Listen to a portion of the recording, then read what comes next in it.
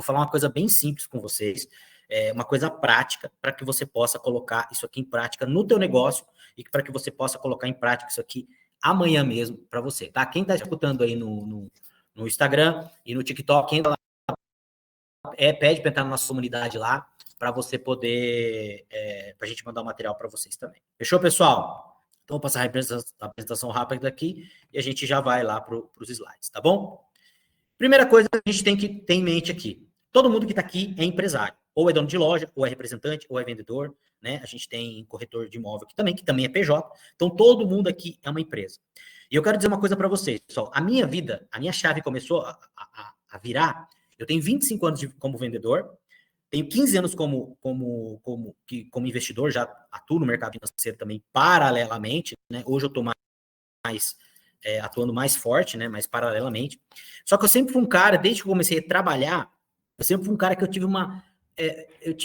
fui relativamente, sempre fui um cara que guardou um pouquinho de dinheiro, não de uma forma tão inteligente no começo, mas sempre guardei um pouquinho de dinheiro, então sempre procurei ter uma certa estrutura, por mais que no começo fiz algumas coisas que hoje eu não faria, tá? Então, eu sempre fiz isso. Só que, pessoal, quando eu comecei a me interessar por mercado financeiro, e aí eu quero deixar um disclaimer aqui para vocês. Por que é tão importante você conhecer de mercado financeiro? Por dois motivos. Primeiro, você é um gestor, você está no mercado, você faz parte do mercado. Eu não sei se vocês sabem, mas 70% da nossa economia, quem gira, somos nós, somos os pequenos e médios empresários. 70%. A 30% ou menos de 30% é a economia das grandes empresas. Então, quando a gente está falando de mercado financeiro, quem está movimentando o mercado financeiro, mais de 70% são os pequenos gestores, são as pequenas empresas, são os pequenos CNPJ. Então, a gente tem que entender disso. E segundo, quando você começa a se interessar por mercado financeiro, por investimento, a tua chave muda. Eu sempre falo, esses dias eu recebi uma crítica lá no Instagram do Resenha, a mulher falando assim, você só fala tirar dinheiro do Brasil, o brasileiro mal tem dinheiro, mal tem condição de pagar as contas, como é que você fica falando desse tipo de coisa, Eu não respondo esse tipo de coisa. Porém, vocês já viram a reportagem de quanto foi gasto de Bolsa Família no jogo do Tigrinho? Você acha que essas pessoas realmente, elas não têm condição de guardar R$100 por mês para investir? Aí vem a outra resposta feita. Sim, mas R$100 não vai mudar a vida da pessoa. Se você tiver essa mentalidade, não vai mesmo. Só que eu falo, é a mesma coisa, pessoal, do método Kumbuka, quando a gente começa a fazer nas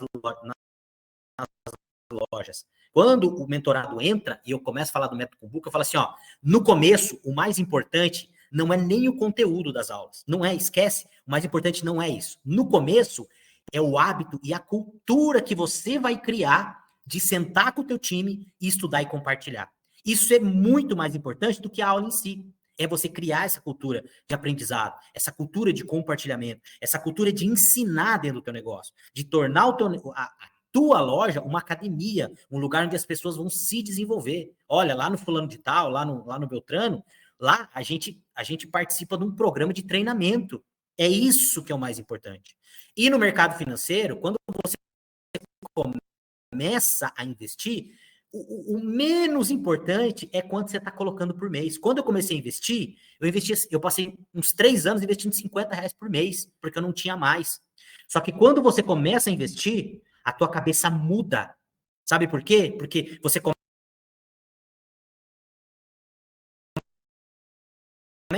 com 50 e você vai começar a pensar assim, o que eu posso fazer para investir 100, para investir 200, para investir 300, para investir 400, para investir 1.000, para investir 5.000 por mês. A tua cabeça muda, que os coaches falam do tal do mindset. Isso acontece. Você começa a ver as coisas, tudo pelo lado financeiro. Você começa a ter mais conhecimento, você começa a estudar os grandes teóricos, você vai um pouco para essa parte mais estrutural. E aí, quando você vê, você está montando outros negócios. Pessoal, se eu não tivesse começado a estudar mercado financeiro,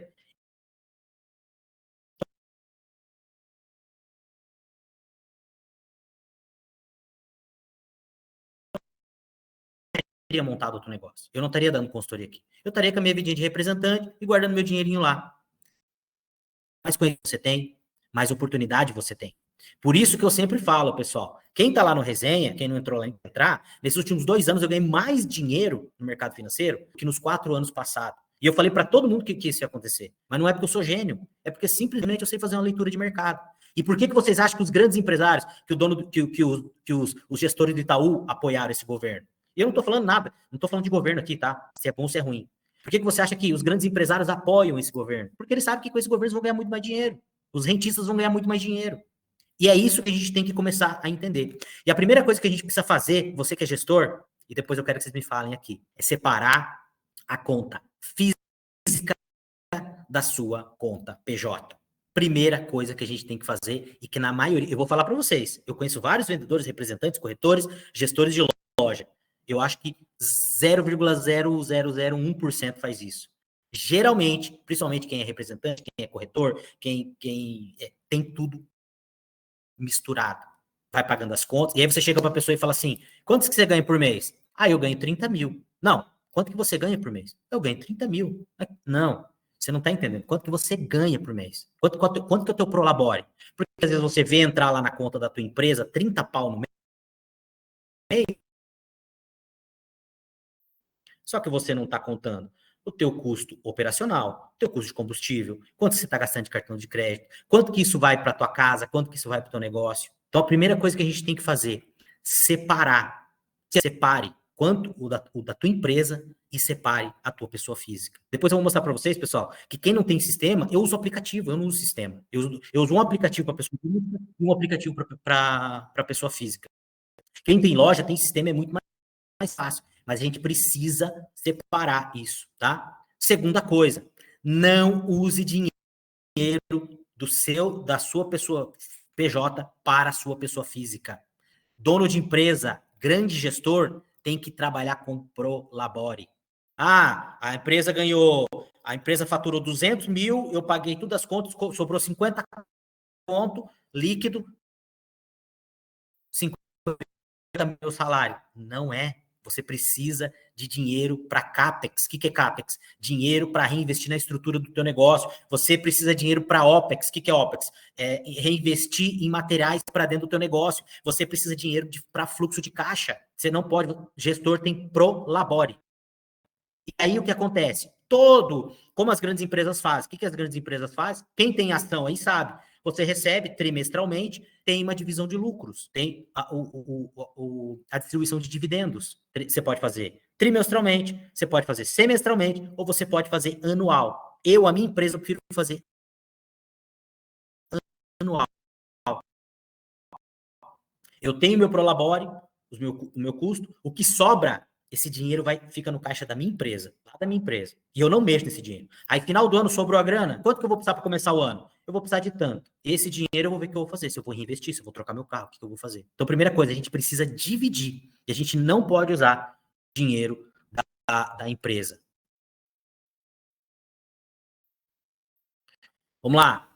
Outro tópico aqui, pessoal.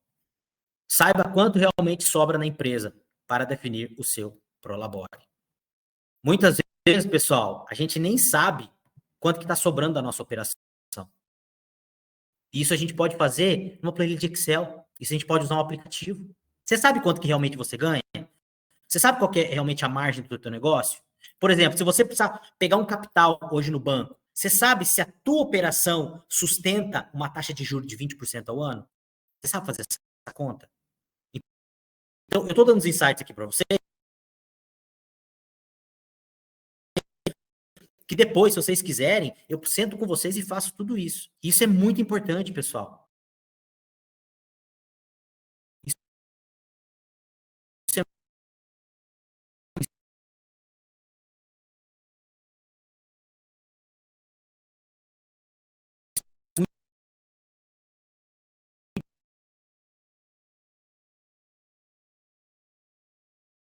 é da empresa. Eu já falei isso para vocês, né? O dinheiro da empresa tem que ficar na empresa. Você pode fazer uma retirada, uma distribuição de dividendos no final do ano. Ah, mas não está sobrando nem para fazer divisão, nem para pagar meu prolabore. Tudo bem, depois a gente vai sentar e a gente vai acertar isso aí. Tá? Isso é muito importante. Empresa tem vida própria. O dinheiro que entra pertence ao CNPJ, não ao CPF do dono. Gente, a pior coisa que pode acontecer para o negócio é quando o dono começa a misturar a vida pessoal com a vida empresarial. E a maioria, principalmente quem vamos falar de representante, de profissional liberal, que principalmente quem é vendedor, advogado, contador, dono de loja, faz muito isso. É tudo misturado. É tudo misturado. Aí, a pessoa vende e não sabe onde está indo a grana. Aí os gestores falam assim, ó, o dinheiro só pode ir para 3 lugares. Ou tá no estoque, ou tá com o teu cliente, que você está financiando o cliente, que você não recebeu ainda, né? Ou tá em reforma, correto? Concorda ou não? Não, mas pode ter um quarto caso. Ou o dinheiro está em estoque, ou está em reforma, ou você está financiando o teu cliente, ou você está pegando esse dinheiro para você da empresa e está deixando furo na empresa. Porque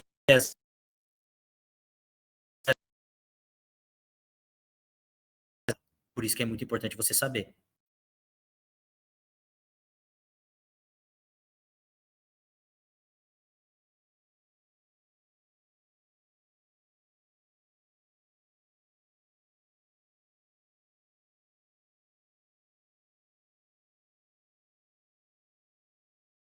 Sendo da cidade.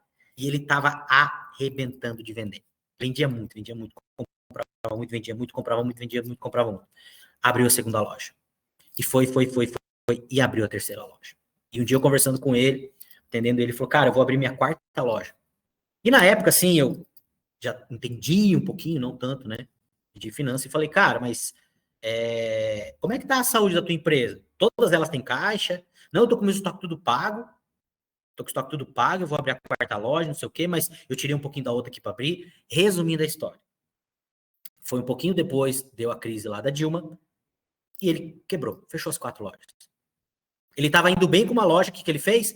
Em vez de pegar o fluxo de caixa livre, aqui, o que é o fluxo de caixa livre? É a grana que sobra depois de toda a operação, depois que você já tirou uma grana para colocar no teu capital de giro, aí sobrou aquela grana. O que eu posso fazer com essa grana? E aí vem uma coisa de cultura. Por que o americano cresce tanto? Porque o americano ele tem costume de reinvestir no negócio dele. Não comprar casa e carro muitas vezes que a gente faz. Isso não é errado, a gente tem que fazer. Depois de uma certa fase, a gente tem que fazer sim. Depois que o negócio está estruturado, tem que fazer sim. Né? Se você é representante, você precisa sim ter um carro bom para viajar. Porque às vezes você pega um carro mais ou menos, 2, 3 dias o carro ficou na oficina, né? É 4, 5 mil reais que você tem de custo aí parado. Então tem que colocar tudo isso na ponta do lápis. Mas quando a gente vai abrir um novo negócio, esse negócio tem que ser aberto com fluxo de caixa livre, que é um dinheiro que, se der qualquer coisa errada, ele não vai influenciar a tua outra operação, que é sadia, entendeu? Outra coisa muito importante, pessoal, principalmente para quem trabalha com estoque, quem tem varejo, você precisa analisar o seu ciclo financeiro. O que é o ciclo financeiro, pessoal? Compra de estoque, venda ao cliente, recebimento. Muitas vezes, o que eu pego com o lojista? O cara até vende bem, mas qual que é o problema dele? Ele paga o fornecedor dele na média de 60 dias, só que ele está recebendo em 120. Ele tem 60 dias de descasamento de fluxo de caixa. O que acontece? Ele tem que bancar a operação. E aí, ele está ali no meio, ele está bancando a operação da fábrica, do fornecedor, e ele está bancando o cliente dele. E aí, ele até vende, mas o que acontece? Ele fica com esse descasamento de fluxo de caixa. Ele paga em 60 dias, ou ele paga em 30, mas ele está recebendo em 120. Então, ele tem 60 dias para bancar esse fluxo de caixa. Aí, o que ele precisa fazer? Adiantar muitas vezes, fatura de cartão, pegar capital de giro no banco, e tudo isso aumenta o custo operacional dele. Fora, né, pessoal, que a gente tem que colocar aqui, para quem tem estoque, você tem depreciação de estoque, você tem produto que você vai promocionar, você tem estoque médio aí, vamos falar de loja de varejo aí, que é na média 90 dias, né? Mas tem aquele produto que vai ficar mais. Então você tem tudo isso. Uma coisa que você tem que fazer, principalmente você que trabalha com estoque, você tem que analisar isso. Tá? E aqui, pessoal, só passando para vocês, a questão do que você pode controlar os teus... eu vou mandar depois um print lá no grupo, que o meu celular aqui tô transmitindo no Instagram.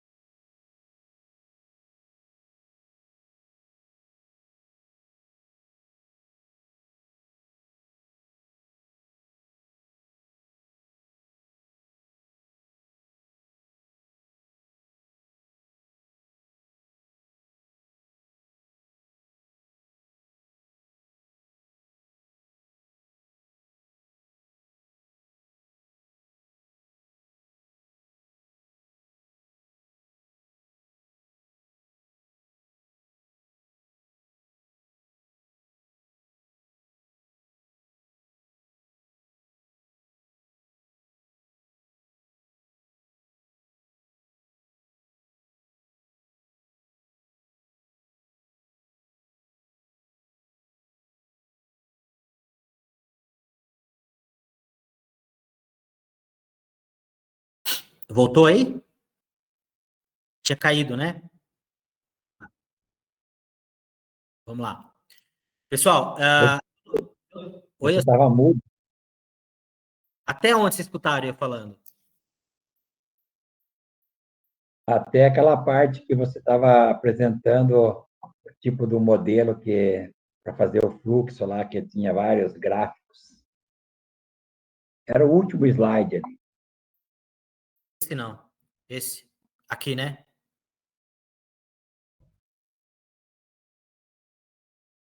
Apareceu aí? Não, ainda não. Ah, peraí.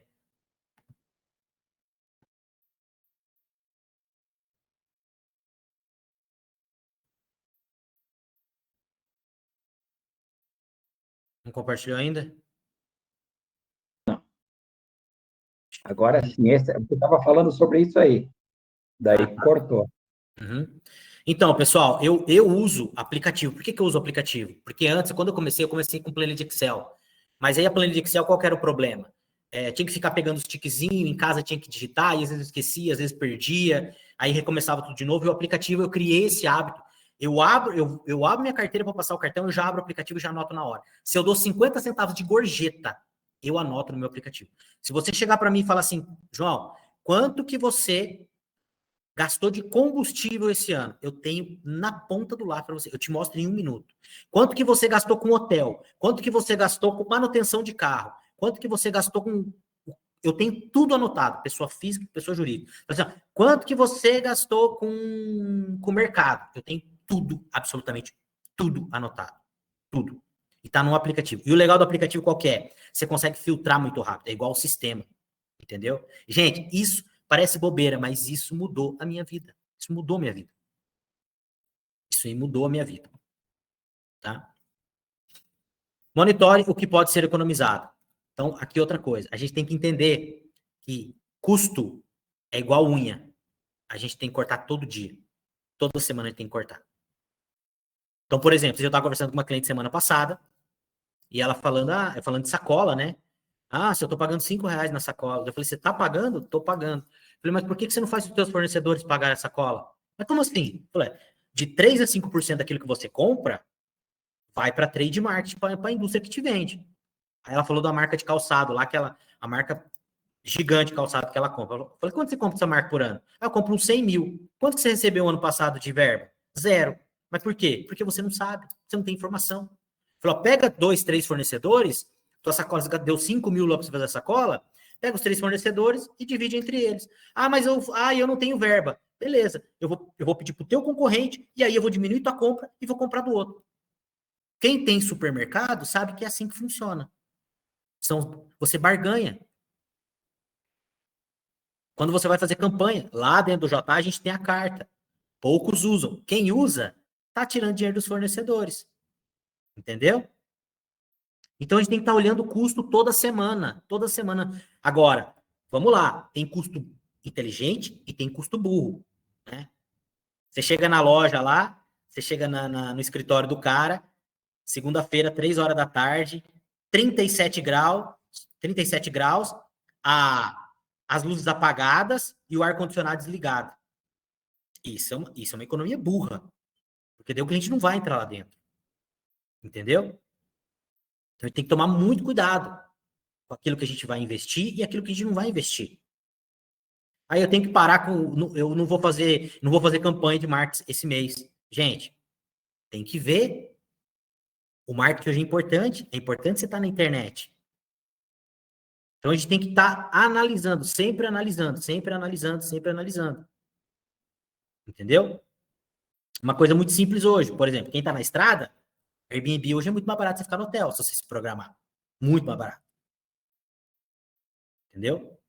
Então, são coisas que a gente precisa começar a monitorar.